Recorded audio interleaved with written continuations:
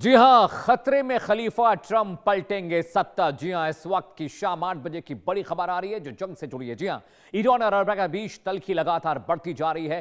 युद्ध के मुहाने पर दोनों देश खड़े हैं, एक दूसरे को धमकियां दी जा रही हैं, तैयारियां तेज हैं। अमेरिका ने जहाजी बेड़े मिडिल ईस्ट के उतार दिए हैं तो ईरान ने मिसाइल प्रोडक्शन भी बढ़ा दिया, उसमें भी इजाफा हुआ है। ट्रंप सरकार ईरानी सरकार को धमका रही है और आसार कभी भी ईरान पर हमले के बनते दिख रहे हैं। एक रिपोर्ट देखिए, फिर भी ग्राफिक्स और एक्सपर्ट की राय आपको बताएंगे और दिखाएंगे।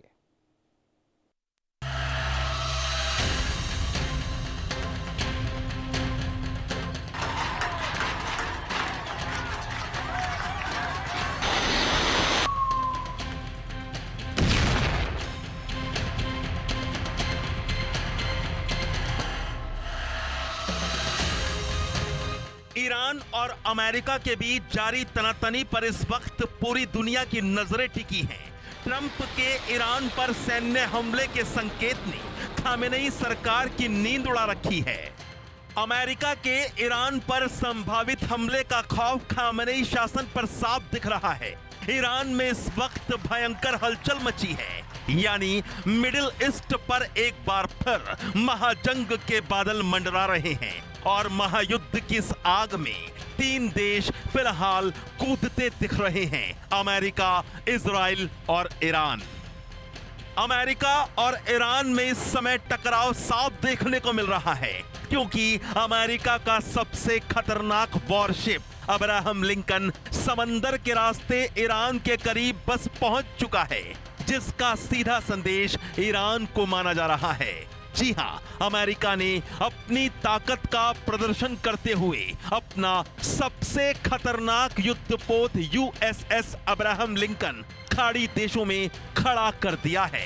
Missile system, fighter jet, submarine और कई डेस्ट्रॉयर से लैस अमेरिकी वॉरशिप अब्राहम लिंकन दुश्मन को तबाह करने की पूरी क्षमता रखता है।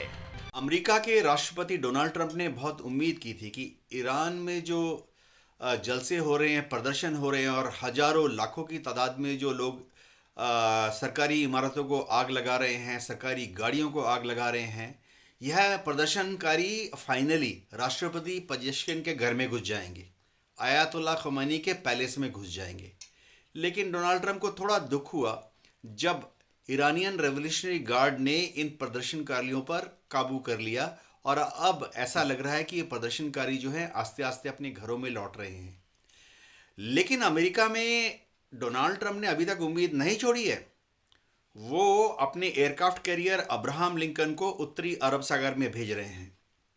इसी तरह से अमेरिका अपने एक और एयरक्राफ्ट कैरियर को भूमध्य सागर में तैनात कर रहा है। बताया जा रहा है कि आने वाले कुछ घंटे या फिर दिन बेहद अहम हो सकते हैं और अमेरिका किसी भी वक्त बड़ा सैन्य कदम उठा सकता है, जिससे अमेरिका ईरान के बीच युद्ध के आसार और भी ज्यादा बढ़ गए हैं। अमेरिका के वेनेजुला में एक्शन के बाद और फिर अब Cuba, Mexico, Colombia, Iran, Canada, इन सबको धमकी के बाद और खास तौर पे अब जो उसने ग्रीनलैंड के ऊपर हमले के बारे में कहा है, इसके बाद स्थिति ये हो गई है कि चाइना को अब एक रीजन मिल गया है कि वो ताइवान के ऊपर अटैक करे और सिमिलरली रशिया को भी एक शय मिल गई है कि वो नेटो कंट्रीज के ऊपर अटैक करे। और ऐसे में ये भी सिचुएशन बन रही है कि ग्रीनलैंड के आगे जो आर्कटिक लैंड है, उस आर्कटिक में समंदर के पिघलने की वजह से जो नए रूट बन रहे हैं, वहाँ पे अमेरिका, रशिया और चाइना, इन तीनों के इंटरेस्ट क्लैश होते हैं। यानी कि अब अमेरिका के लिए रूस और चाइना के ऊपर नजर रखना एक मजबूरी और एक आवश्यकता भी बन गई। ईरान के संदर्भ में यूनाइटेड स्टेट्स ऑफ अमेरिका वर्तमान समय में एक स्ट्रेटजिक होल्ड बना करके अवश्य रखे हुआ है, लेकिन यूनाइटेड स्टेट्स ऑफ अमेरिका की जो फोर्सेस हैं वो बड़े पैमाने पर ईरान के विरुद्ध किसी तरीके की कार्रवाई को करने के लिए डिप्लॉय की जा रही हैं। अमेरिका ने अपने 2 एयरक्राफ्ट कैरियर्स को ईरान के संदर्भ में तैनाती दी है और बड़े प्लेटफॉर्म्स को भी अमेरिका ईरान के विरुद्ध किसी कार्रवाई को करने के लिए तैयार कर रहा है। लेकिन अमेरिका इस बात का इंतज़ार कर रहा है कि ईरान के अंदर उसे कैसे एक अनुकूल परिस्थिति पैदा हो जहां पे वो मिलिट्री इंटरवेंशन कर सके। अमेरिका एक वेट एंड वॉच की स्थिति में भी अवश्य है। वो ईरान की जो आंतरिक स्थितियां हैं उस पर बहुत पैनी नज़र बना के रखे हुआ है, और अमेरिका जाहिर है कि इसी बात की अपेक्षा कर रहा है कि वहाँ पर जो आंतरिक स्थितियां और अधिक बिगड़ें और वहाँ पर इंटरनल कॉन्ट्राडिक्शंस और अधिक गहरे हों, फॉल्ट लाइंस और अधिक गहरी हों, ताकि अमेरिका को एक स्ट्रेटजिक एक्शन लेने का और मिलिट्री इंटरवेंशन को करने का मौका मिले। तो अमेरिका एक राइट अपॉर्चुनिटी की तलाश में है। अमेरिका की मंशा ईरान की इस्लामिक रिजीम के पतन की दिखाई देती है, ये स्पष्ट है। और अमेरिका हो या इजराइल हो, वो डे वन से इसी बात को चाहते हैं कि किस तरीके से इस्लामिक रिजीम का पतन हो। और वर्तमान समय में अमेरिका पूरी स्थितियों को जो ईरान के अंदर की हैं उसको अपने हितों के लिए, अपने इस लक्ष्य को पाने के लिए एक्सप्लॉइट करना चाहता है। लेकिन अमेरिका वर्तमान समय में एक वेट एंड वॉच की स्थिति में है, और ऐसी कोई अपॉर्चुनिटी अमेरिका को अगर मिलती है और इंटरनल कॉन्ट्रडिक्शन यदि और गहरे होते हैं तो अमेरिका कोई लार्ज स्केल एरियल अटैक या कोई हाई वैल्यू को टारगेट को हिट करते हुए कोई स्पेशल मिलिट्री ऑपरेशन लॉन्च कर सकता है। यद्यपि कि अमेरिका कोई बूट्स ऑन द ग्राउंड के ऑपरेशन ईरान में नहीं करने जा रहा है, ये बात भी स्पष्ट है। दरअसल मिडिल ईस्ट में इस तनाव की वजह ट्रंप का ईरान पर हालिया बयान है। खामेनेई ने ईरान में हिंसा का आरोप ट्रंप पर लगाया। खामेनेई ने ट्रंप को दंगई बता दिया तो ट्रंप भड़क गए और कह दिया कि खामेनेई को ईरान छोड़ना ही होगा, ईरान को अब नई सरकार की दरकार है। वहीं ट्रंप के बयान पर ईरान ने पलटवार किया। ईरानी राष्ट्रपति मसूद पेजेश्कियन ने ट्रंप को चेतावनी दे डाली। ईरानी राष्ट्रपति बोले, अगर हमला हुआ तो अमेरिका को कड़ा जवाब देंगे, हम भी छोड़ेंगे नहीं। मिडिल ईस्ट के हालात इस वक्त काफी तनावपूर्ण होते जा रहे हैं, लेकिन कुछ सवाल भी हैं कि ट्रंप के ईरान को लेकर जिस तरह के तेवर दिखाई दे रहे हैं, उससे सवाल उठता है कि ट्रंप ईरान पर हमले के लिए किसके ग्रीन सिग्नल का इंतजार कर रहे हैं। क्या अरब देश अमेरिका को ईरान पर हमला करने से रोकने की कोशिश कर रहे हैं? लगातार बयानबाजी, धमकियों के बावजूद ईरान पर सीधे हमले से ट्रंप क्यों बच रहे हैं? आखिर ट्रंप का ईरान पर हमले का प्लान क्या है? Bureau report, India news. तो आपने हमारी ये रिपोर्ट देखी कि इसने क्या कहा और क्या पलटवार हुआ, जिससे ईरान अमेरिका के बीच तनातनी बढ़ गई है। फिर भी ग्राफिक के जरिए आपको पूरा मामला, पूरा मुलम्मा समझाने की हम कोशिश करते हैं। जी हां, किस तरह से अब ये मामला बहुत एस्केलेट हो रहा है, कैसे स्थितियां अब यहां पर खराब होती जा रही हैं, ग्राफिक के जरिए आपको बताते हैं। देखिए, सबकी स्टैंडिंग के बारे में हम बात करने वाले हैं, किस तरह से अब जो स्टैंड लिया जा रहा है अमेरिका की ओर से, इजराइल की ओर से और इजराइल के अलावा ईरान की ओर से, उस पर हम आपको डिटेल बता रहे हैं। जी हाँ, मिडिल ईस्ट में महाजंग की आहट अब शुरू हो गई है। वहां पर अब ऐसा लग रहा है कि किस तरह से वहां पर अब जंग के आसार बनते जा रहे हैं। जी हां, ये भी आपको बता रहे हैं। और किस तरह से अब ट्रंप भड़क गए हैं। जी हां, खामनेई का बयान, ट्रंप ने ईरान में दंगे करवाए हैं और लगातार वो इस बात पर अड़े भी हैं और गुस्सा भी कर रहे हैं कि भाई जो कुछ हुआ है वो अमेरिका ने करा। इसके अलावा पेजेश्कियन का बयान आया, जब अमेरिका का बयान है उसके बाद पेजेश्कियन का बयान है, उन्होंने पलटवार करते हुए कि ट्रंप को मुंह तोड़ जवाब देंगे, यानी अगर अमेरिका ने ईरान पर हमला किया तो उन्हें हम मुंह तोड़ जवाब देंगे, उनकी स्थिति को हम खराब कर देंगे। जी हां, इसके अलावा वहां पर जिस तरह के नैरेटिव देखने को मिल रहे हैं वो ये बताते हैं कि अब हालात बहुत ज्यादा खराब हो रहे हैं, क्योंकि खामनेई ने भी कह दिया है कि किसी भी कीमत पर अमेरिका ने जो हरकतें कराई हैं उसकी वजह से ईरान में इस तरह की हत्याएं हुई, दंगे हुए, सिविल वॉर की सिचुएशन बन रही है, ये उनकी वजह से। इस बीच ट्रंप का बयान है कि खामनेई की सत्ता को उखाड़ फेंकेंगे, उनको सत्ता से हटा देंगे और उनका पद जाने वाला है, इसीलिए वो छटपटा रहे हैं। इस बीच वाकई अमेरिका और ईरान के बीच तनाव चरम पर है। जिस तरह की धमकियां दी जा रही हैं, ज़बानी वार पलटवार हो रहा है, उस तरह से तैयारियां भी चल रही हैं। उसे देखकर तो लगता है कि महाजंग मिडिल ईस्ट की दहलीज पर खड़ी है। इस पर एक्सपर्ट्स की राय भी आइए आपको सुनवाते हैं। ट्रंप ये कह रहे हैं कि नई लीडरशिप का वक्त आ गया है, तो इसका सीधा अर्थ है सत्ता को भीतर से कमजोर करना और बाहर डर पैदा करना। ईरान में इंटरनेट बंद है, प्रदर्शनकारियों की लगातार मौत हो रही है, सूचना का ब्लैकआउट है। तो ये सब दिखाता है कि खामेनेई सरकार को अंदरूनी विद्रोह का डर ज्यादा है, ना कि अमेरिका का। अब सवाल यह है कि क्या अमेरिका हमला करेगा? तो मुझे लगता है सीधा फुल स्केल हमला नहीं होगा। अमेरिका जानता है कि अगर ईरान पर सीधा युद्ध होता है तो मिडिल ईस्ट इसकी आग में झुलस जाएगा और हॉर्मुज जलडमरू मध्य में तेल की सप्लाई भी बाधित होगी। तो अमेरिका की जो रणनीति है वो 3 स्तरीय है। पहले वो आंतरिक स्थिरता को हवा दे रहा है, दूसरा खामेनेई सरकार की वैधता पर सवाल उठा रहा है, तीसरा वो सटीक स्ट्राइक का दबाव बनाए रख रहा है। ईरान के संदर्भ में यूनाइटेड स्टेट्स ऑफ अमेरिका वर्तमान समय में एक स्ट्रेटजिक होल्ड बना करके अवश्य रखे हुआ है, लेकिन यूनाइटेड स्टेट्स ऑफ अमेरिका की जो फोर्सेस हैं वो बड़े पैमाने पर ईरान के विरुद्ध किसी तरीके की कार्रवाई को करने के लिए डिप्लॉय की जा रही हैं। अमेरिका ने अपने 2 एयरक्राफ्ट कैरियर्स को ईरान के संदर्भ में तैनाती दी है और बड़े प्लेटफॉर्म्स को भी अमेरिका ईरान के विरुद्ध किसी कार्रवाई को करने के लिए तैयार कर रहा है।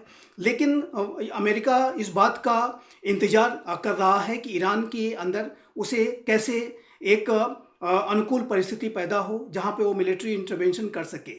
अमेरिका एक वेट एंड वॉच की स्थिति में भी अवश्य है। वो ईरान की जो आंतरिक स्थितियां हैं उस पर बहुत पैनी नज़र बना के रखे हुआ है।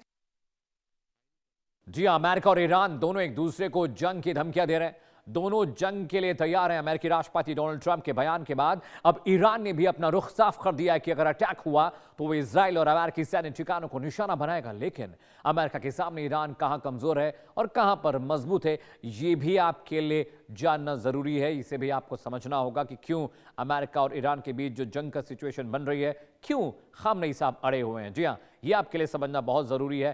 टैंक, फाइटर जेट, उनके हथियारों की हम बात करें, अमेरिका दुनिया की सबसे शक्तिशाली सेना उनके पास है, सबसे मॉडर्न उनके पास आर्मी है, इसलिए भी वो बहुत मजबूती के साथ खड़े। अमेरिका का रक्षा बजट 800 अरब डॉलर से ज्यादा का है, समझिए 800 अरब से ज्यादा का जिसका बजट हो, जबकि ईरान का रक्षा बजट 30 से 40 अरब डॉलर का है। जी हां, इसके अलावा पारंपरिक सैन्य क्षमता की बात करें तो ईरान अमेरिका से बहुत बहुत पीछे है। अमेरिका के पास अत्याधुनिक हथियार है, वेपन्स हैं, वैश्विक सैन्य अड्डे हैं, सैटेलाइट कम्युनिकेशन, सैटेलाइट नेटवर्क उनके पास है, तकनीक में बहुत आगे है अमेरिका के पास।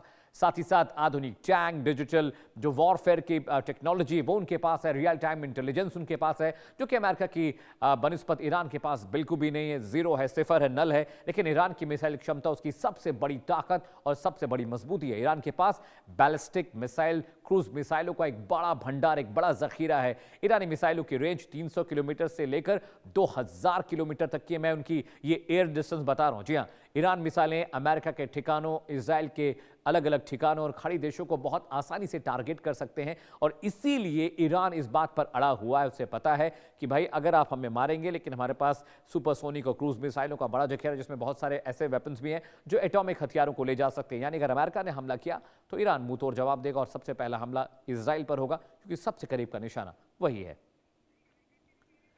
और इस बीच वहां पर जो सिचुएशन बन रही है उसकी अपडेट हम आप तक पहुंचा रहे हैं। ईरान और अमेरिका के बीच जो तनाव चल रहा है और अमेरिका के ईरान पर संभावित हमले का खतरा जो जताया जा रहा है, उसके बाद सवाल यह उठता है कि क्या सीरिया बनने की कगार पर ईरान पहुंच गया है। इसे भी समझते हैं, फिर एक्सपर्ट्स की भी राय जानने की कोशिश करेंगे। जी हां, अब समझिए कैसे ईरान सीरिया बन सकता है, इस पर हम चर्चा कर रहे हैं। क्या सीरिया बनने की कगार पर ईरान पहुंच चुका है? तख्ता पलट के बाद के हालात काबू करना बहुत बहुत मुश्किल हो जाते हैं, क्योंकि सीरिया में यही हुआ। सीरिया, इराक, लीबिया की सत्ता उखाड़ी गई तो पावर वैक्यूम पैदा हो गया। लीडर कौन है किसी को नहीं पता। मिलिशिया और सशस्त्र गुप्त सत्ता कब्जाने की कोशिश करने लगते हैं। ईरान में हो रहे प्रदर्शनों का कोई संगठित नेतृत्व फिलहाल नहीं है। ट्रंप पहले ही कह चुके हैं कि ईरान में अपनी जमीन सेना नहीं भेजेंगे, यानी बूट्स ऑन ग्राउंड नहीं होने वाला, और इसलिए ईरान में संभावित सत्ता परिवर्तन शांति के बजाय लंबे वक्त तक चलने वाला संकट लगता है। और यही वजह है कि ईरान के सीरिया, लीबिया जैसे हालात बनते वहां दिख रहे हैं, फिलिस्तीन और गजा जैसे हालात वहां बनते दिख रहे हैं, क्योंकि कोई लीडर नहीं होगा, कोई लीड नहीं करेगा तो यह पता ही नहीं चलेगा कि जाना किस ओर है। और वैसे ही ईरान में जिस तरह से खामनेई साहब छिपकर अमेरिका पर वॉर कर रहे हैं, अमेरिका पर वो प्रतिघात कर रहे हैं, जबानी जंग कर रहे हैं, उसके बाद लगता नहीं कि अमेरिका को बिना बूट्स ऑन ग्राउंड जाए इस पर पार मिलेगा। और मेरे साथ कर्नल टीपी त्यागी साहब जो है, डिफेंस एक्सपर्ट, वो सामरिक मामलों के जानकार हैं। त्यागी साहब, बहुत बहुत स्वागत है आपका इंडिया न्यूज पर। मेरा सबसे पहला सवाल यही है आपसे सर कि अगर बूट्स ऑन ग्राउंड नहीं होंगे, फील्ड ऑपरेशन नहीं होंगे, तो खामनेई को सत्ता से हटाना बहुत मुश्किल है, क्योंकि वो अड़े हुए हैं कि वो सत्ता तो छोड़ने वाले नहीं है। सर जी, कल को क्या होगा ये तो भविष्य के गर्त में छिपा है। Right sir. लेकिन अंदाजा लगाया जा सकता है कि जो पहले हुआ वैसा ही हो सकता है आगे हो। अमेरिका ने ये कोशिशें पहले भी की हैं। Right sir. 2003 में उसने इराक में हमला किया और सद्दाम के शासन को उखाड़ दिया। मगर उखाड़ने के बाद हुआ क्या? उखाड़ने के बाद ये हुआ कि वहां जब उनकी इराकी आर्मी को डिसबैंड कर दिया गया, बाथ पार्टी को रोक दिया गया, तो वहां पे शिया और सुन्नी के कॉन्फ्लिक्ट हो गए। जो वहां पे अलग अलग मिलिशिया थे, आर्म्ड ग्रुप थे, वो अपने अपने स्वार्थ में लड़ने लगे। लंबे समय तक एक सिविल वार रहा और आज तक इराक उस स्थिति में नहीं आ पाया जो सद्दाम के समय था। ऐसे ही सीरिया के, ऐसे ही इसमें लीबिया में गद्दाफी, अब गद्दाफी का तख्ता पलट करने के बाद ये कहा गया था कि वहां पर डेमोक्रेसी आएगी। अब वो डेमोक्रेसी आना तो दूर, जब गद्दाफी को हटाया गया तो वहां पे जो उनका ऑयल प्रोडक्शन था वो रुक गया, करप्शन बढ़ गया, अलग अलग ग्रुप बन गए। त्रिपोली में और टोब्रुक में तो अलग अलग गवर्नमेंट बन गई, ऑयल प्रोडक्शन कम हो गया, यानी कि वहां भी वही हाल हुआ जो सद्दाम के साथ हुआ था। अब फिर आइए आप सीरिया में कर्नल साहब, सवाल यही है, क्या अब जो ईरान है वो सीरिया बनने की तरफ लगातार बढ़ रहा है? क्या वही सिचुएशन देख रहे हैं आप कर्नल साहब?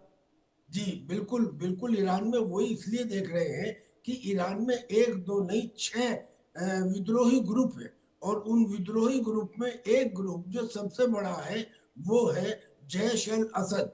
इसमें 10% माइनॉरिटी सुन्नी मुस्लिम्स है, राइट सर। 2% इसमें बलूच है, और ये मिलके एक अपना अलग बलूचिस्तान बनाना चाहते हैं। राइट ये सर। बलूचिस्तान के बलूचों से मिलके, यानी कि ये ईरान को एक हिस्से में बांट देंगे। ऐसे ही कुर्द भी ऐसा करना चाहते हैं।